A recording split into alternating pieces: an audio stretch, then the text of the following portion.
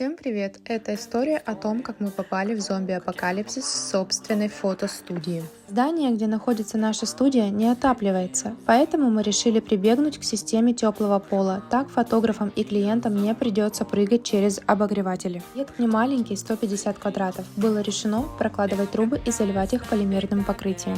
Мы нашли специалиста. Он заверил, что уложится за месяц. Цена вопроса 400 тысяч. Итог. Прошло 6 месяцев. Потрачен 1 миллион. Строители нарушили технологию, и пол получился с дефектами. Они признали ошибки и попросили еще 50 тысяч для исправления недостатков. В итоге мы потеряли еще 3 недели. Итог номер 2. Никто ничего не заказал. Полы в циклораме испорчены и в других залах не перезалиты. Нас решили обмануть и залить полы с остатков, и их, естественно, не хватило. Они просто бросили засыхать эту лужу из полимера и ушли. Мы уже почти неделю с друзьями сутками сдираем этот трэш. Вот так.